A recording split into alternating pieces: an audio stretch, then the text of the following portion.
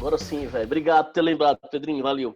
Olha só, moçada. Então, toda vez que a gente trabalha a Guerra Fria, eu terminei a aula passada falando para vocês sobre as crises na década de 50, a criação daquilo que nós chamamos de Pacto de Varsóvia, de OTAN, né? E um detalhe que eu acho que é interessante da gente destacar, né, é que a gente passa, meninos e meninas, a regionalizar o planeta a partir desse momento, tá? Fica mais claro ou se torna mais evidente uma regionalização do planeta nesse sentido, tá? A gente, geralmente, quando fala de Guerra Fria, a gente fala muito da questão da divisão leste-oeste, né? Os blocos dos países capitalistas e os blocos dos países socialistas. Só que, geopoliticamente, essa divisão ela tem um limite, ela é muito mais ideológica do que geográfica, tá?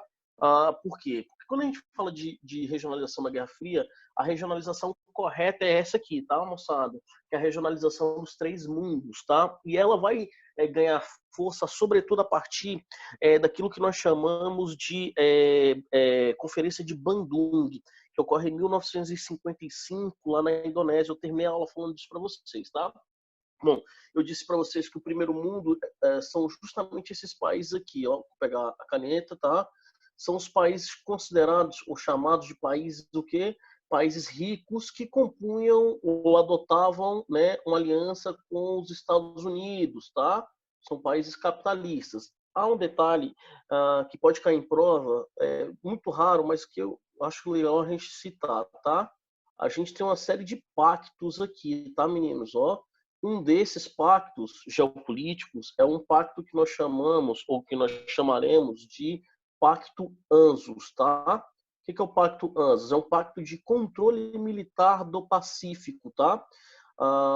Esse pacto é formado por Austrália, Nova Zelândia e Estados Unidos da América, tá certo? Os Estados Unidos, para organizar isso, ele cria uma série de frotas, né? A frota 1 aqui no Atlântico Norte, a quarta frota aqui no Atlântico Sul, frota 2 aqui no Pacífico e assim sucessivamente, tá? Só que aqui no Atlântico Norte, a frota 1 está sobre o que? O comando da Organização do Tratado do Atlântico Norte, a OTAN, tá certo? Bom, tá vendo esse detalhe aqui? Ó? A gente também tem os chamados países do segundo mundo. São os países que adotam o socialismo ou que são alinhados geopoliticamente com a União Soviética, tá? Aqui nós temos dois países que merecem destaque, meninos e meninas, Angola e Moçambique, tá?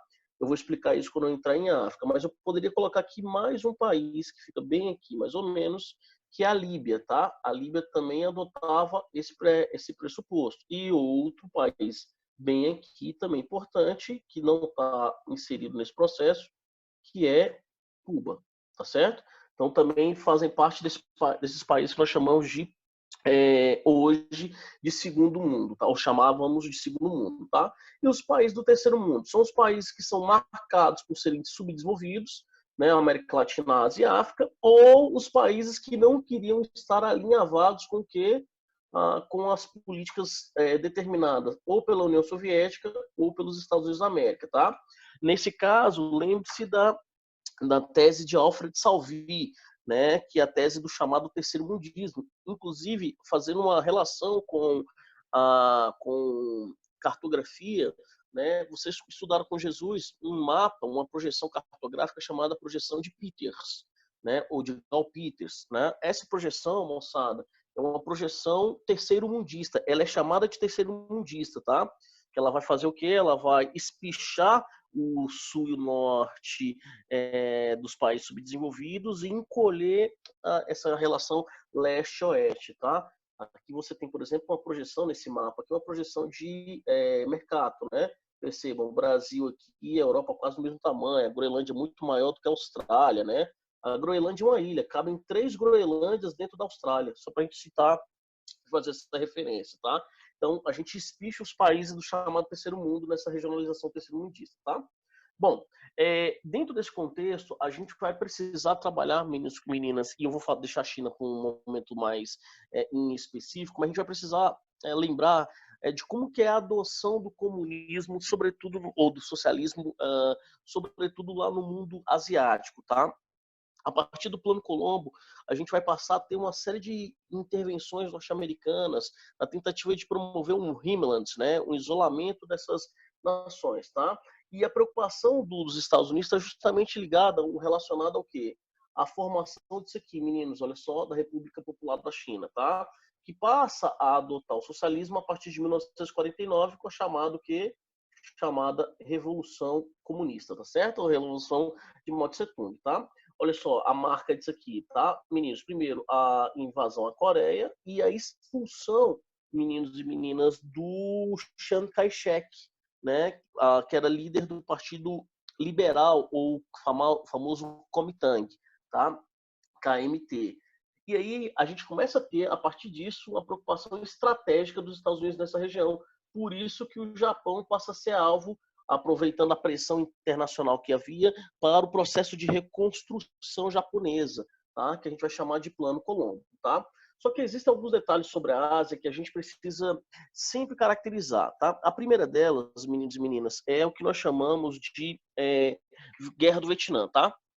Primeiro detalhe importante, toda vez que a gente falar de Guerra do Vietnã, a gente precisa tomar um cuidado, tá? Porque a Guerra do Vietnã, ela tem data muito indefinida, tá? Tem mais data de final do que data de início, para ser mais claro, tá? A data final dela é o ano de 1973, né? Com o Acordo de Paris, mas o início dela é muito pouco clarividente, entendeu? Então, vamos lá. E por que ele é pouco clarividente? Porque, na verdade, assim como a Primeira Guerra Mundial, a gente tem ali uma série de tentativas de acordo para caracterizar o fim dos confrontos. Tá? E lembre-se, aquela região, Laos, Camboja, Tailândia, Vietnã, faziam parte de uma região que nós vamos chamar, meninos, de Indochina. Tá? Esse termo aqui ele é deveras importante, tá? A Indochina. O Vietnã fazia parte desse espaço chamado Indochina, que eram colônias do que? Da França. A França foi muito violenta no processo de descolonização, tá? E isso fez com que essa região da Indochina entrasse num processo de tentativa de independência, tá? Isso, inclusive, vai inspirar a Conferência de Bandung. E aí dará-se-á o início ao que, moçada? A chamada Guerra da Indochina, entre 1946 e 1954. O auge da Guerra da Indochina é o ano de 1951. Foi claro? Tá? E aí, depois disso, a gente vai ter a divisão do Vietnã e vai ter a divisão dos países lá, os Camboja e afins, e o Vietnã vai ser subdividido em dois, tá? O Vietnã do Norte, socialista, ou que adotava o socialismo, e o Vietnã do Sul, tá? Dentro desse contexto, a gente vai ter o início dos confrontos, né? O Vietnã recebe forte apoio chinês, forte apoio soviético, tá? E a gente vai ter aí um conflito que passa a ser considerado o conflito mais longo em termos de duração e um dos mais violentos em termos de duração pós Segunda Guerra Mundial, tá? Esse conflito vai se estender entre os anos de 1955 e 1975, mas a guerra em si, aqui é a data do fim, que a gente vai ter a reunificação do Vietnã, tá? Mas a saída dos Estados Unidos e o fim desse confronto vai começar a ser marcado no ano de 1973, no Acordo de Paris, como eu havia citado para vocês, tá?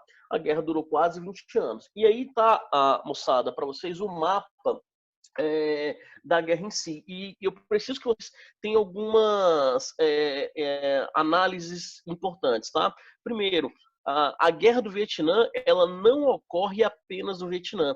Ela também vai ocorrer, olha só, no território do Laos, no território, pega um pedacinho aqui da Tailândia, tá? Os Estados Unidos tinham grandes bases militares na Tailândia, pega o Camboja, tá? Grande parte do território do Camboja é envolvido na guerra, e lógico, o Vietnã do Sul versus o Vietnã do Norte, tá?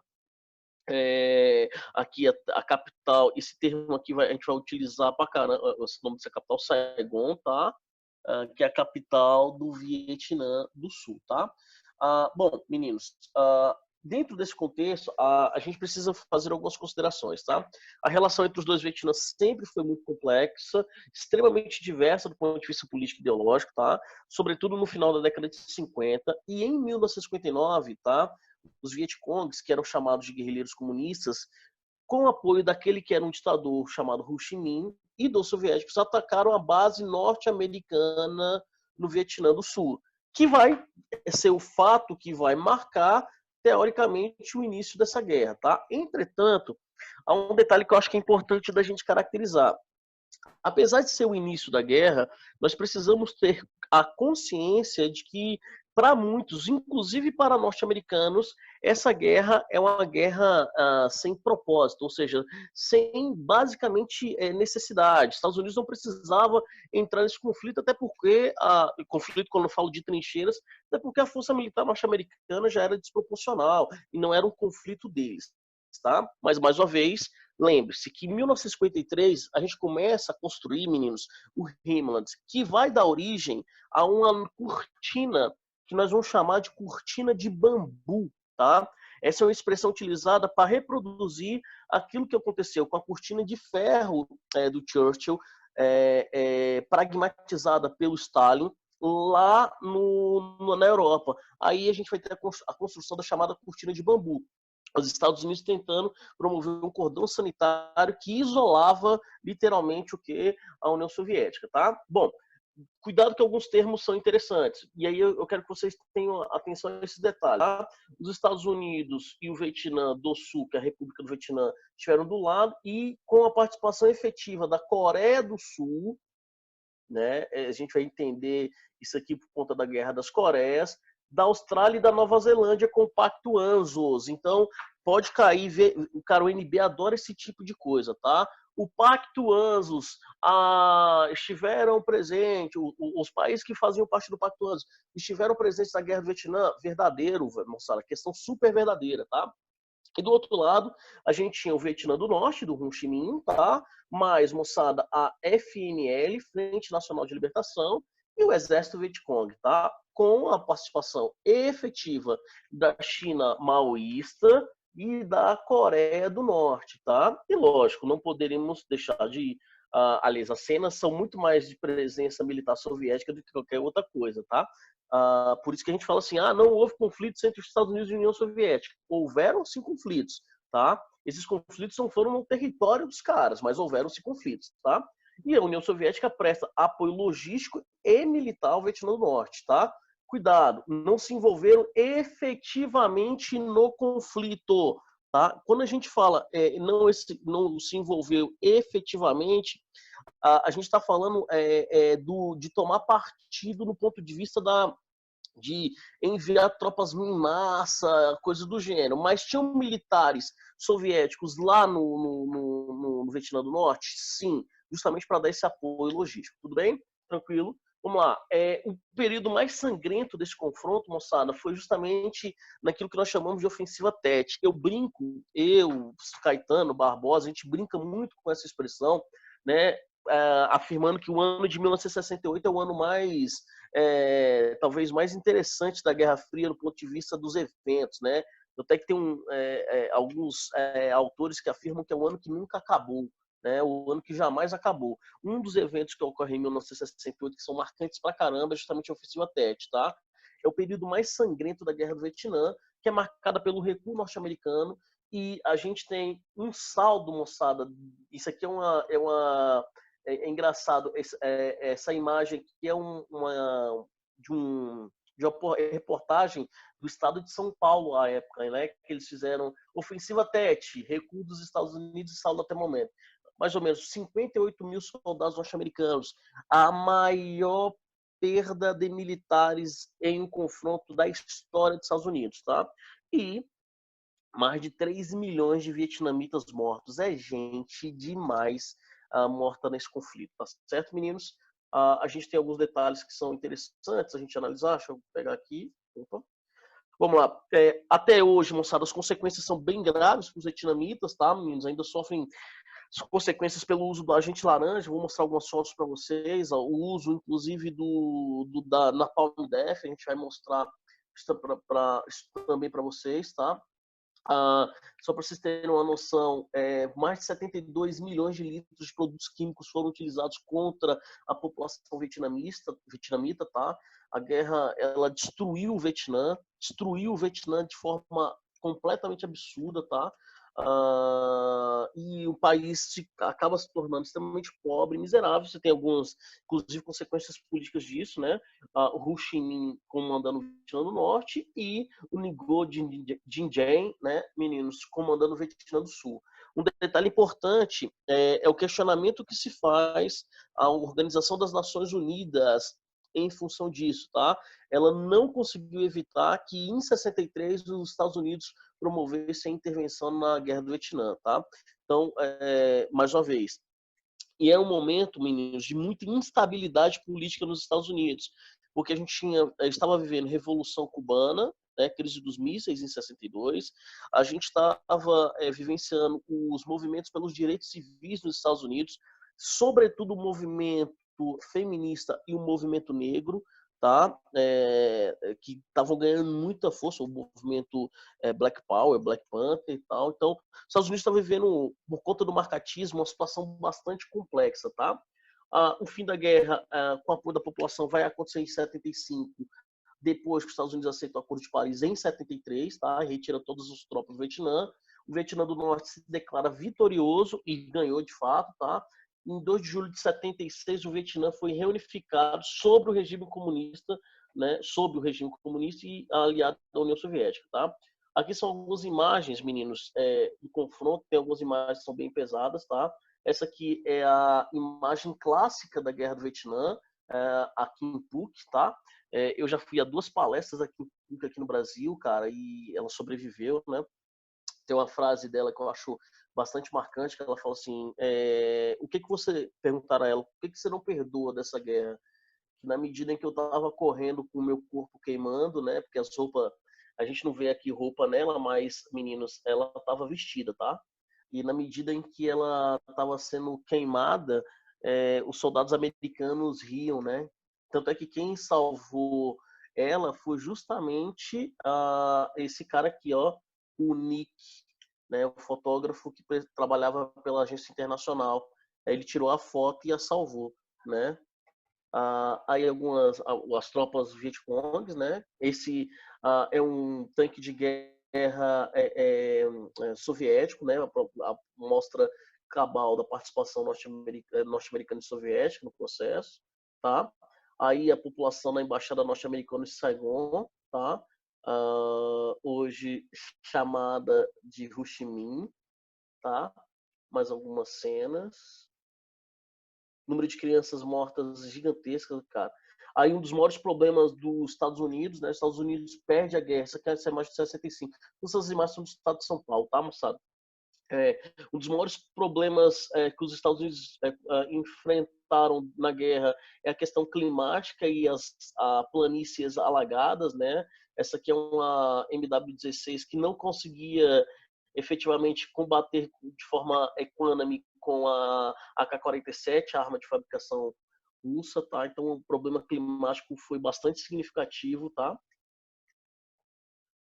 Outra característica interessante, essa guerra foi uma guerra onde nós tivemos grande utilização de helicópteros, tá? O Falcon, né? O helicóptero Black Hawk, né? O helicóptero mais utilizado pelos Estados Unidos, tá? O Rambo mostra isso, o Rambo 2, né?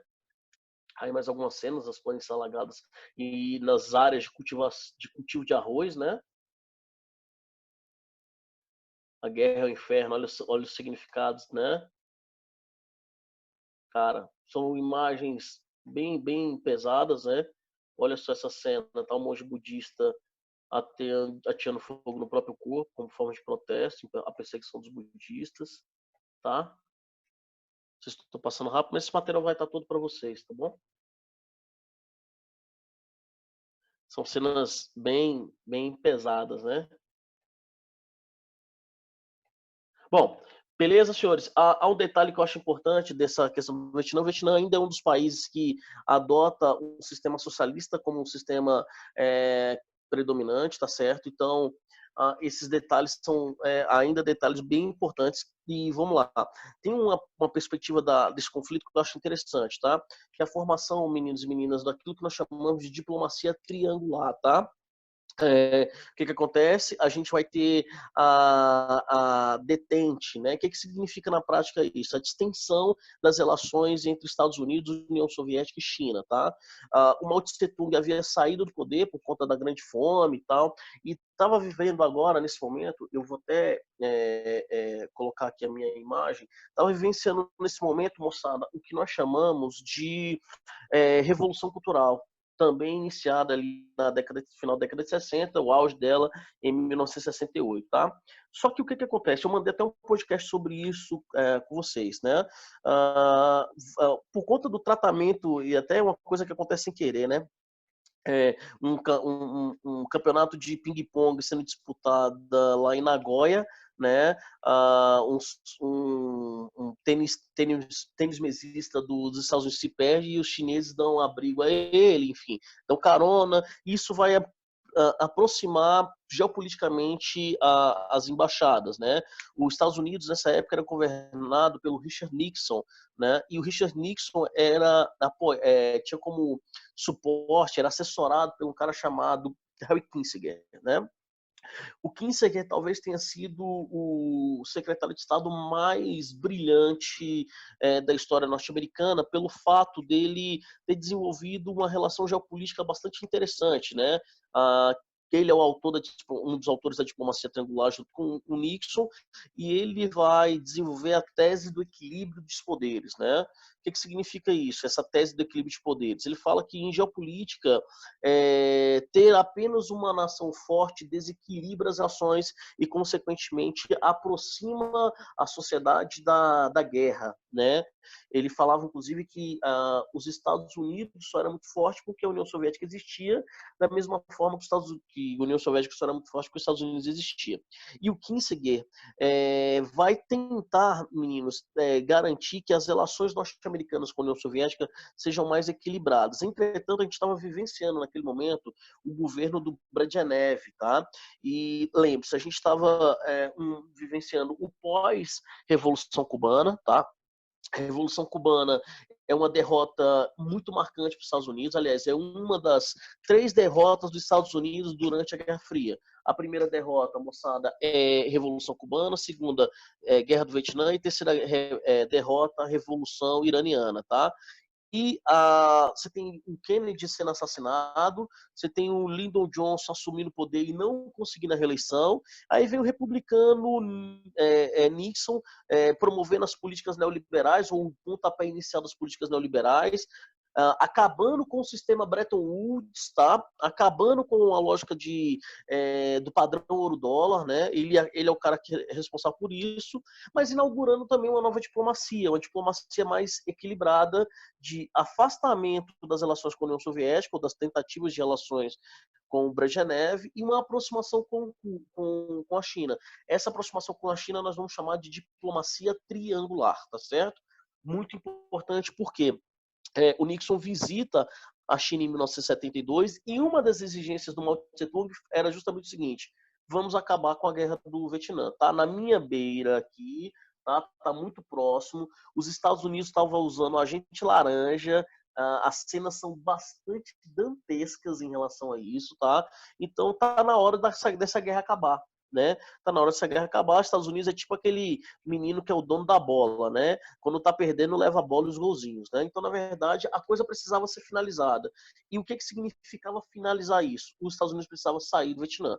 É por isso que, em 73, a assinatura, moçada, do chamado Acordo de Paris, que marca a saída honrosa dos Estados Unidos do Vietnã. Detalhe importante: saída honrosa mais ou menos, né? Porque, na verdade, eles tomaram a surra e não quiseram admitir, né? Mas os Estados Unidos perdem em 2 frentes. Primeiro, porque essa aproximação com a China faz com que a China, de alguma forma, se afaste da União Soviética, mas ganhe a cadeira como membro permanente do Conselho de Segurança das Nações Unidas. Então, 73 é um ano muito importante porque a China entra no Conselho de Segurança das Nações Unidas, ok? Então, esse é um detalhe também bastante importante dentro da nossa estrutura, tá? De conhecimento, de pensamento. Outro detalhe importante, né? O Vietnã sai fortalecido pelo apoio chinês, tá? nessa diplomacia triangular. E também, nesse momento, tá, a gente está assinando, meninos, o TNP, que na verdade como é planejado em 68, mas só vai ser de fato assinado na década de 70, tá? Porque os Estados Unidos esperam a China. O que é o TNP, moçada? É o Tratado de Não Proliferação de Armas Nucleares, liderado pelos Estados Unidos, que tinha como base o seguinte: a partir daquele momento, quem tinha arma nuclear ou quem tinha produção de energia nuclear, beleza. Quem não tinha, tchau. Tá? Tanto é que tem uma corrida, inclusive aqui no Brasil, né, uma corrida contra o tempo para tentar fazer o quê, moçada? Fazer com que o Brasil tivesse um desenvolvimento de energia nuclear. Nasce aí o projeto Angra 1, Angra 2 e agora Angra 3. Tudo bem? Então esse é um detalhe também muito importante da nossa discussão. Outra guerra muito... lembrando, tá, que pode cair o seguinte, depois da guerra da Indochina, a região do paralelo 17, já que eu já vi isso em prova, tá, ela é remarcada, beleza? Então, ali a gente vai ter a divisão entre o Vietnã do Norte e o Vietnã do Sul, tá? Outra região importante, meninos, que a gente precisa discutir é a questão das Coreias, tá? A Guerra das Coreias ocorre, meninos, em 1953, tá? Lembre-se que as Coreias foram ocupadas pelo Japão entre 10 e 45, como consequência das guerras russo-japonesas, tá? O fim da Segunda Guerra é marcado pela rendição japonesa, e aí em 45 você tem um acordo, tá, meninos? Um acordo entre Estados Unidos e União Soviética para a divisão do 38º paralelo, ou do paralelo 38, tá? Meninos, 38 graus. O norte ficando com os comunistas e o sul ficando com os capitalistas, tá? Essa divisão marca uma guerra ideológica, tá? Essa investida norte-coreana contra a Coreia do Sul passa a ser uma vertente, tá?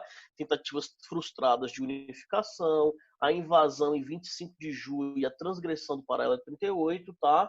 E a tomada de Seul, que era então, que fica bem próximo da fronteira, a capital da Coreia do Sul, tá? E aí em 1950 você tem intervenção da ONU, tá? Da ONU, entre aspas, tá? Essa intervenção da ONU visa, primeiro, reprimir a Coreia do Norte, né, com as tropas internacionais. Então a Coreia do Norte tinha apoio da China e da União Soviética, só que esse apoio não era direto, era chamado apoio indireto, tá? E a Coreia do Sul tinha apoio claro e manifesto do quê? Dos Estados Unidos, tá? A ONU recua, os Estados Unidos passa a agir com mais força e você tem um conflito entre o norte e o sul e com uma ameaça clara de uma terceira guerra mundial, tá? Como a China passou a apoiar a Coreia, o general Douglas MacArthur propõe ao Truman o que uma invasão à China também. É lógico que, bicho, mexer com a Coreia do Norte é fácil. Mexer com a China, aí o bicho pega, né? E é lógico que o Truman não era doido o suficiente para fazer isso, tá? A Coreia do Sul tem uma vitória militar, né, sobretudo no ataque às fronteiras, só que o saldo disso, moçada, mais de 4 milhões de pessoas mortas, mais do que inclusive a guerra do Vietnã, tá certo, moçada? Dentro desse contexto, a gente vai desenvolver um período que eu acho interessante, que a gente vai chamar de doutrina Eisenhower, tá? Ou a doutrina da chamada boa relação, do equilíbrio, da diplomacia, tá? A gente passa a ter uma ameaça nuclear de China e Coreia do Norte, tá? E isso tudo vai gerar uma tentativa de paz, tá? Que a gente vai chamar de armistício de Panmunjom, tá, moçada? Com cessar-fogo em 1953. Detalhe importante, esse armistício durou de 1953 até 2013, tá? Portanto, 60 anos de cessar-fogo. Houve um acordo de paz? É claro que não, né, moçada? Hoje em dia, até hoje, a Coreia do Norte é uma região que, inclusive, semana passada fez testes nucleares, né? No meio da pandemia do coronavírus, Coreia do Norte fazendo testes nucleares. Aliás, eu tenho até interesse em saber como é que é a questão do coronavírus lá na Coreia do Norte, né? Como é que ensina a questão do coronavírus ou da Covid-19 lá na Coreia do Norte, né? Algumas tensões importantes. O norte tem um governo centralizado, grupos militares, tá? Agora com Batatinha lá, o chamado Kim Jong-un, né? Que é o neto já, é a terceira geração de autoritarismo na Coreia do Norte, tá, moçada? Mas tem uma sólida política educacional, tá? E eficiente sistema de saúde. E, lógico, um programa nuclear que é contraposto sobretudo pelos Estados Unidos, né? O Donald Trump, inclusive, tentou entrar num acordo, já que a Coreia do Norte ativa o seu projeto nuclear desde 2013 de uma maneira muito eficiente, com apoio chinês e com apoio russo, tá? Sobretudo a China. O Sul tem uma forte recuperação econômica após a Segunda Guerra Mundial, só que também é marcado, e a gente viu isso agora no filme, como no filme Parasita, né? Marcado por corrupção e governos totalitários, tá, moçada? Diferente dessa visão que nós temos em função da Samsung, da LG, da Hyundai, de que a Coreia do Sul é um paraíso. Não. A Coreia do Sul não é um país desenvolvido. Não é um país desenvolvido. Não é um país desenvolvido. Isso tem que ficar muito claro para vocês. É um país que é o primeiro tigre asiático, é uma plataforma exportadora, que tem vantagens absurdas do ponto de vista competitivo, sobretudo porque foi um espaço de ampliação do modelo toyotista japonês. As indústrias japonesas não cabiam no seu território. Então, de fato, a Coreia do Sul foi utilizada, inclusive pelo Japão e pelos Estados Unidos, para ser uma nova plataforma exportadora, com mão de obra barata, qualificada, incentivo fiscal, etc, etc. Mas continua, tá? Eu vou dar até nome a isso, tá? Meninos, é o mito do desenvolvimento sul-coreano. A Coreia do Sul não é um país desenvolvido, tem problemas graves políticos e problemas graves do ponto de vista social, tá certo? Esse é um detalhe também muito importante, beleza? Então, basicamente, sobre isso, lembrando mais uma vez, as tensões atuais viram em torno do que? Da tentativa da Coreia do Norte de promover a manutenção do seu projeto nuclear. As grandes potências desejam fazer o quê, moçada? Acabar com o projeto nuclear norte-coreano, beleza? Há um detalhe aqui que eu acho importante até para a gente finalizar. Olha só, a gente passou pela corrida espacial, alguns detalhes. 57, né, moçada? A gente começa a era dos mísseis, né? A Rússia lança o Sputnik, o primeiro satélite, tá? Em 58, os Estados Unidos lança a NASA. A gente tem aí nesse meio termo, moçada, a chamada crise dos mísseis, né? Primeira tensão, o problema, o momento mais tenso da Guerra Fria, tá? Lembrando que Cuba só se torna socialista em 1951, beleza? 62, você tem um acordo militar de cessar-fogo que vai dar origem, vou escrever aqui, tá, moçada? A uma doutrina chamada doutrina MED, tá? MED. Mutual Auto-Destruction Assegured, tá? Ou destruição ou autodestruição mútua assegurada, tá? Ou seja, o Kennedy faz o seguinte, nós vamos recuar da crise dos mísseis, galera. Só que se a gente for atingido por algum tipo de artefato, ou se qualquer um de nossos aliados for atacado, eu vou usar o nosso poder de auto-aniquilação, eu vou destruir o inimigo da maneira mais violenta do mundo, tá? Esse acordo vai ser firmado com a retirada dos mísseis de Bósforo, né, os mísseis norte-americanos da Turquia, a retirada dos mísseis soviéticos da ilha cubana, tá? Lembrando que em 63 eles assinam um acordo proibindo o teste nuclear na região do Caribe, tá, moçada? Que vai dar origem lá na frente ao Tratado de Não Proliferação Nuclear, lenda urbana, tá? Você pega, por exemplo, a Polinésia Francesa, um monte de ilhas da Polinésia Francesa foram destruídas na década de 60, 70 por testes nucleares franceses, tá? Bom, e aí, meninos, essa parte aqui é só a implosão do bloco soviético, a gente vai finalizar ela no próximo encontro. Eu quero, inclusive, fazer mais um encontro essa semana, se vocês quiserem, a gente promove esse encontro, tá? Lembrando que quinta-feira, Frajola e eu provavelmente daremos uma aula juntos, uma live ao vivo, a gente vai falar um pouco sobre isso, beleza? Deixa eu fechar aqui a apresentação. Vamos lá, alguma dúvida, meninos? Deixa eu fechar aqui a apresentação. Close share. Stop share. Vamos lá, deixa eu ver aqui como é que